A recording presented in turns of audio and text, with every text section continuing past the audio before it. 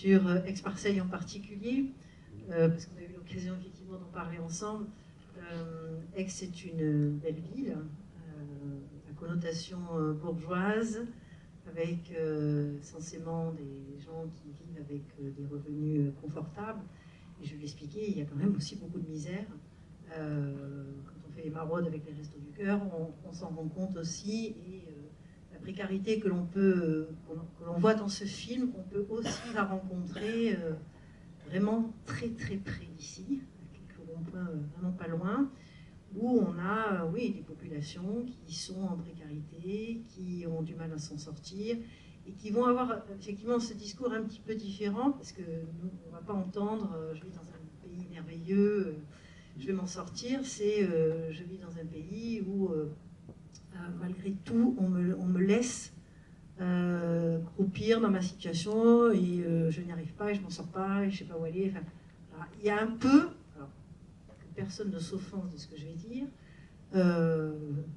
j'ai droit à mieux, j'ai droit à plus. Je suis dans un pays où, voilà, on parle du social, mais moi je me retrouve à devoir attendre les Restos du Cœur pour manger.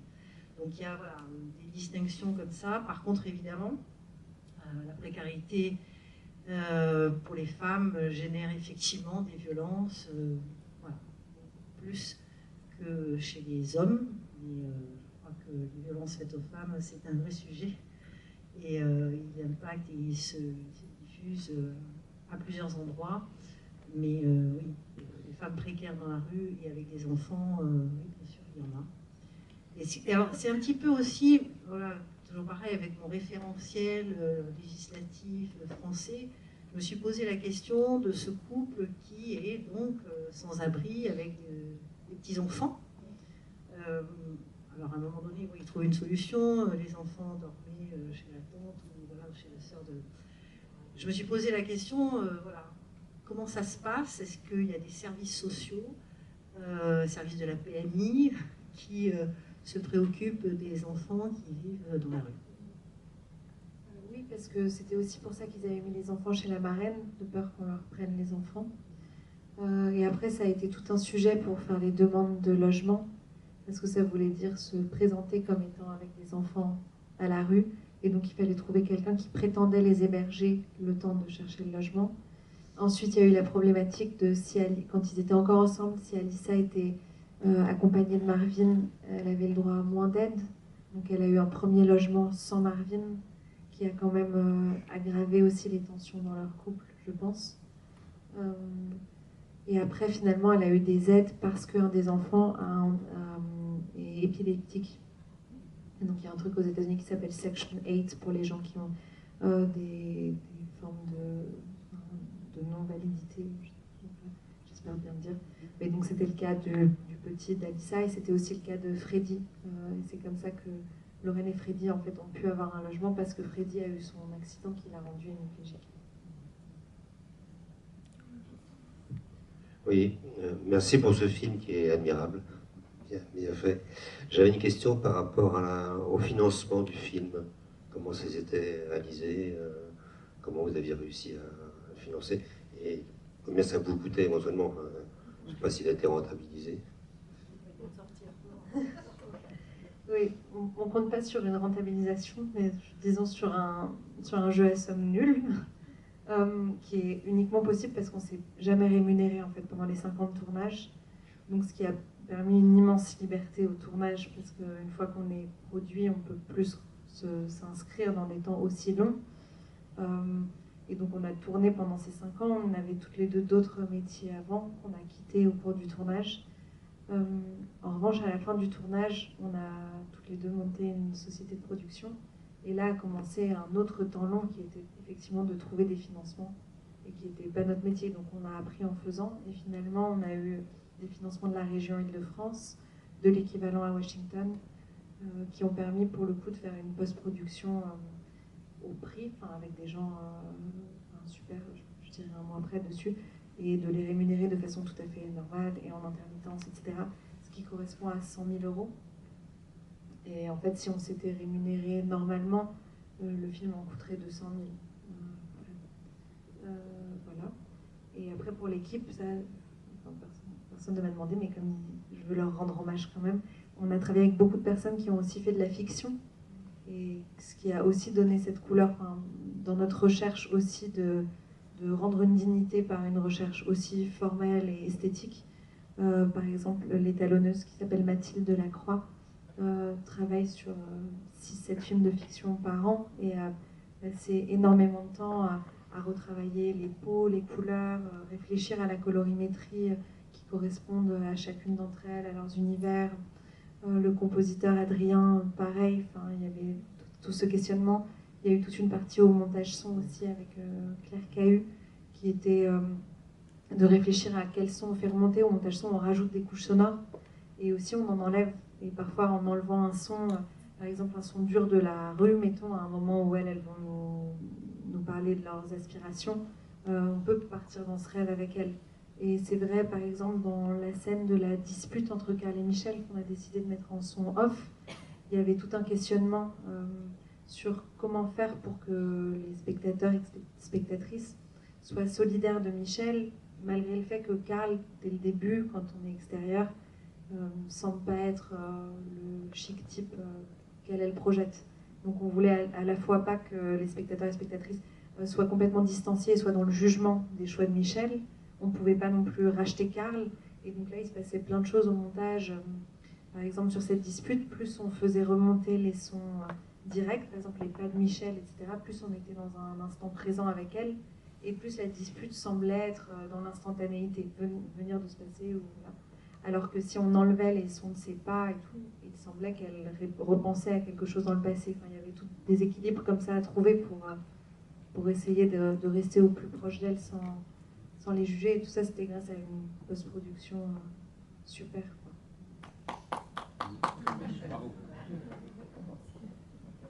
Merci François pour ta question. Du coup, on a appris plein de choses au niveau de la technique.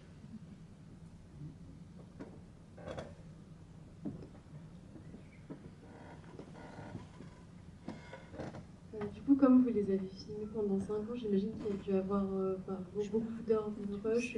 Et du coup, je voulais voir, déjà, j'ai deux questions. Je pense comment vous avez fait le choix de ce que vous avez mis. Vous avez un peu parlé de choisir un peu des choses qui sont relatives à la beauté ou aux violences. Et la deuxième question, c'est au niveau du coup de l'intimité. J'imagine que vous avez posé des limites sur ce que vous voulez montrer ou pas. Et comment vous avez choisi de les poser ces limites?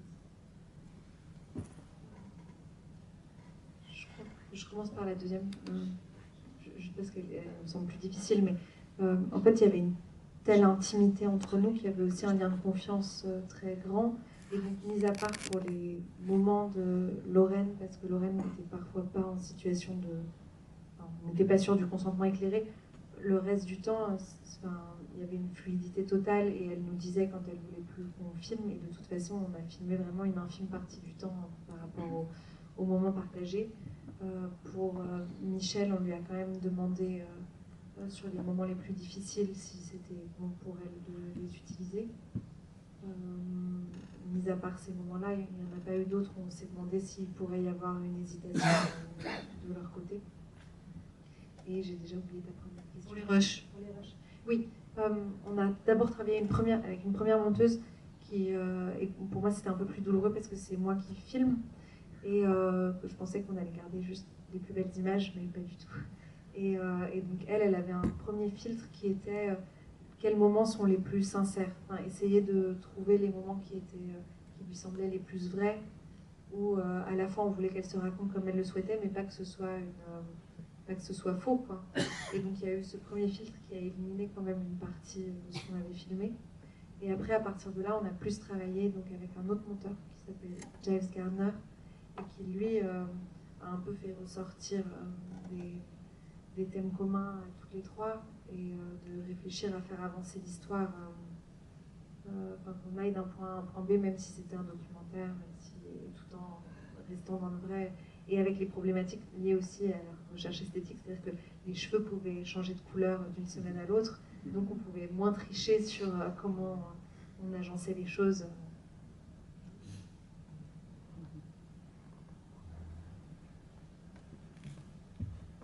Le micro arrive.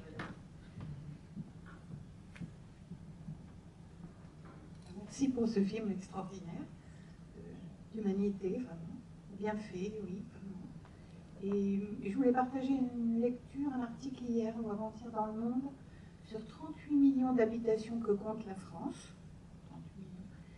10% sont des résidences secondaires, donc 3 millions d'eux, et inoccupés, beaucoup sur le littoral.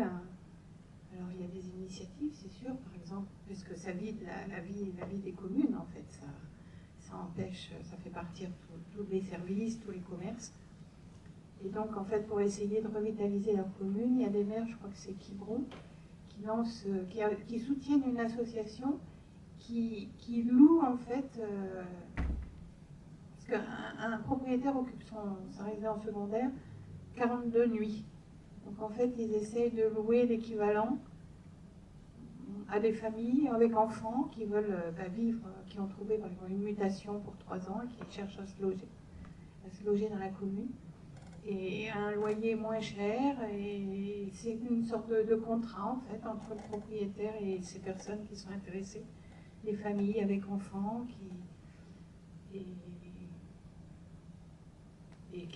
mais ça peut aussi s'adresser à des personnes, des Parisiens qui veulent louer. Alors c'est une espèce de contrat en fait à l'année. C'est-à-dire que d'emblée, en fait, ils doivent choisir un certain nombre de nuits, ils s'engagent pour louer un certain nombre de nuits à l'année. Pardon, madame, mais ah oui. Le lien avec le film En fait, c'est une histoire de logement, en fait, c'est pas aberrant, en fait, qu'il y ait autant de logements vides. Puis avec Airbnb en plus, en parallèle. Enfin, on vit une drôle d'époque, quoi. Une époque, et logement vide alors qu'il y a tellement de gens qui ont besoin de se loger, quoi. Et dans l'endroit des États-Unis où vit Michel, dans le Missouri, ça a été anciennement industriel et très très vaste. Et donc il y a énormément de ce qu'ils appellent des mansions, des très belles maisons. Et elles ont toutes été, avec la crise et l'arrêt de l'industrie automobile, tout le monde est parti. Et donc les banques ont repris possession de ces maisons du fait des crédits non remboursés. Et toutes sont murées ou rasées. Et c'est des coins où quasiment tout le monde est à la rue. La crise des opioïdes fait des ravages terribles. Et c'est vrai que l'initiative dont vous parlez est hyper intéressante. Ça faisait remonter ce type d'incompréhension presque infantile il y a des logements, il y a des gens qui n'en ont pas et le lien n'est pas fait. Non, mais justement, dans le film, on voit à un moment donné Michel qui nous montre en disant j'habitais à cet endroit-là, je ne comprends pas, j'y suis plus, et puis ils ont tout muré. Est-ce que le film est sorti aux États-Unis? Juste quelques séances, mais pas une sortie en bonne et due forme. On espère encore, mais c'est plus compliqué parce qu'il y a peu de films à petit budget aux États-Unis, et petit budget, ça veut dire aussi une production moins super production, quoi. Et eux, leurs films indépendants, ils sont à plusieurs millions d'euros. Enfin, on n'est pas du tout sur les mêmes économies. Et donc, c'est pas si simple de sortir un petit film. On aimerait bien parce qu'elles sont toutes les trois très fières. La fille de Michel sur les réseaux sociaux met l'affiche du film partout, des extraits de sa maman. Donc, au moins pour ça, on aimerait bien qu'il y ait un peu plus de séances. Il y a aussi, il y a aussi des perspectives peut-être qu'il soit vendu sur des chaînes de télévision, non? C'est quelque chose qui est travaillé, j'imagine? Oui. C'est les tout débuts. En plus, on a produit le film, on ne le distribue pas, mais c'est à nous de nous occuper de cette partie-là. On découvre aussi, donc on a reçu des mails de chaînes, mais parfois on pense que c'est peut-être des spams. Enfin, on ne se fait pas beaucoup confiance, donc on trouve ça louche. On a reçu des mails d'intérêt, mais voilà, on reste sceptiques pour le moment. Répondez quand même. Oui, mais c'est ce qu'on s'est dit ce matin, parce qu'on avait attendu plusieurs jours, et Lalita m'a dit, on va quand même répondre. Je dis oui. On ne sait jamais. Et pourquoi les États-Unis? Donc Lalita, je ne sais pas d'où vous avez la question, mais Lalita est franco-américaine et vivait aux États-Unis. C'était chez elle, quoi. Et il se trouve qu'elle vivait à Washington, où elle a été très très choquée par les inégalités et très étonnée par la proportion de personnes sans domicile fixe aux États-Unis. Est-ce Est-ce qu'il y a un autre projet? Tout à l'heure, tu avais l'air de parler de quelque chose autour de l'addiction, si j'ai bien compris. Donc, vous travaillez là, à nouveau sur un projet ensemble et le même genre de projet? Oui, on fait tous nos projets ensemble. C'est la première fois que je fais un ciné-débat sans elle. Et donc, effectivement, on en a plusieurs en route, mais le quartier où on vit, maintenant Lalita est de retour en France, le quartier où on vit toutes les deux, et le quartier où il y a des problématiques d'usage de crack à Paris. Et donc, ça fait plusieurs années qu'on suit une jeune femme qui essaye de s'en sortir pour récupérer la garde de son fils. Et après, ensemble, on travaille aussi à une série documentaire sur la désindustrialisation qui fait se répondre des réalités aux États-Unis, en France, en Angleterre et en Allemagne. Et donc, on va retourner dans la région. On a eu une résidence aux États-Unis, on va retourner dans la région où vit Michel. Et c'est dans des villes de taille petite ou moyenne où l'emploi dépend massivement de l'industrie.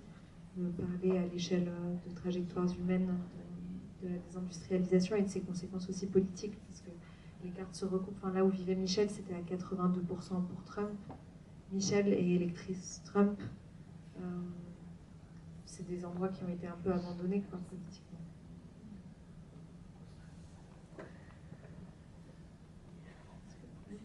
Sur la féminité, je reviens complètement en arrière, mais peut-être c'est aussi une problématique que vous rencontrez de retrouver de l'estime de soi par le soin de soi. Alors oui, il y a beaucoup des associations qui accompagnent les femmes victimes de violences quand ces femmes ont le courage de franchir la porte. Ça fait partie généralement dans les accompagnements de travailler l'estime de soi, la dignité, le rapport au corps, parce que le rapport au corps est très compliqué pour une femme qui est victime de violences, que des violences physiques ou psychologiques d'ailleurs.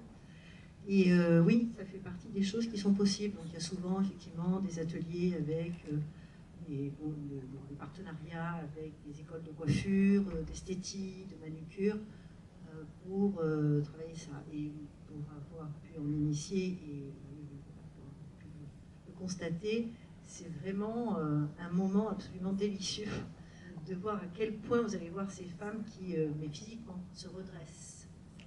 Voilà. Donc il y a vraiment un rapport au corps qui n'est pas à négliger quand on accompagne les femmes victimes de violences. La mise à l'abri, évidemment, est essentielle.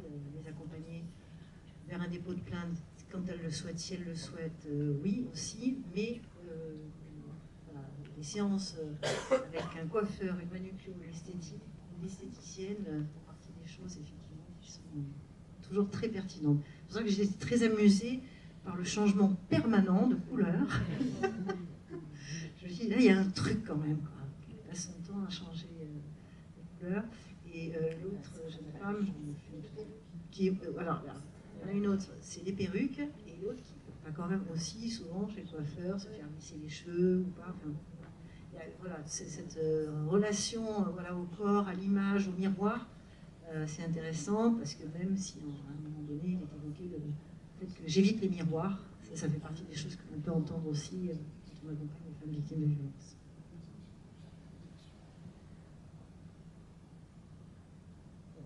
Il n'y a plus de questions? La chanson, oui. Celle qui vous l'a écrite, c'est vous qui l'avez écrite. Cynthia, donc qu'on voit à la fin dans le générique, on l'a rencontrée à une chorale de sans-abri, où on a été subjugué par sa voix tout de suite. Et donc on lui a parlé du projet, et tout de suite elle a écrit elle-même des chansons sur un coin de papier en 5 minutes. Enfin, il y avait une sorte de fulgurance dans la créativité de Cynthia. Et donc elle a écrit, composé plusieurs chansons pour le film, avec des paroles sur mesure. Enfin, on lui montrait des images du film et elle écrivait. Et on a loué un studio d'enregistrement où à chaque fois, dès la première prise, c'était sublime. Malheureusement, depuis, Cynthia est décédée. Elle était donc elle-même sans abri, elle avait des problèmes de santé mentale, elle n'a jamais été accompagnée, on n'a jamais réussi à l'aider. Et elle avait notamment beaucoup de crises de paranoïa. Donc quand même, il y a des gens qui l'ont accompagnée, qui ont essayé de lui trouver des logements, mais il n'y avait pas l'aide psychologique qui allait avec. Et donc il y a eu un premier logement où elle pensait qu'on lui injectait des substances la nuit, mais en même temps c'était aussi un logement qui était infesté de punaises de lit. Donc le matin elle était effectivement couverte de piqûres, Donc c'était très compliqué de déconstruire ce qu'elle s'imaginait. Ensuite, il y a eu un deuxième logement où elle pensait qu'il y avait des choses dans l'air qui l'empoisonnaient. Mais Rebelote, c'était un logement qui était extrêmement humide. Et donc je pense qu'elle avait vraiment des problèmes respiratoires du fait de ce logement. Et finalement, elle est tombée malade et elle n'a pas voulu se soigner. En revanche, elle était là à la fameuse projection, tout le monde était réuni. On lui avait gravé des CD qu'elle a un peu vendus et distribués. Enfin, il y a eu une grande fierté autour de la musique composée. Et elle composait un opéra au moment où elle est décédée. En fait, avec n'importe qui d'autre, j'aurais remis en cause, mais avec Cynthia, enfin, elle était tellement fantastique musicalement que je ne doute pas qu'elle est en train de composer quelque chose de très beau. Ça a aussi beaucoup influencé le montage. Enfin, on a réfléchi à un montage avec des respirations autour de ces chansons pour les mettre pleinement en valeur. Et aussi avec le compositeur Adrien, de pas superposer, finalement on a décidé de ne pas superposer d'accompagnements musicaux sur la voix a cappella de Cynthia. Une autre question sur la santé mentale, parce qu'il semble qu'Alicia elle parle de problèmes psychiatriques, je ne sais pas exactement. Est-ce qu'elle est accompagnée pour ça? Oui, en fait. Accompagnée médicalement. Oui. Et elle et Michel, qui est bipolaire, suivaient un traitement. On a eu l'impression qu'aux États-Unis, pour le meilleur et pour le pire, les gens étaient beaucoup plus sous traitement. Ouais. Et donc toutes les deux avaient un traitement qui semblait fonctionner, d'après ce qu'elle nous disait, qui se sentait bien avec les problèmes classiques de quelqu'un qui prend un traitement à vie, qui parfois se sent mieux et arrête son traitement, et donc on recommence, ou une posologie qui à un moment ne fonctionne plus aussi bien. Mais en tout cas, elles étaient plutôt bien accompagnées pour ça, toutes les deux.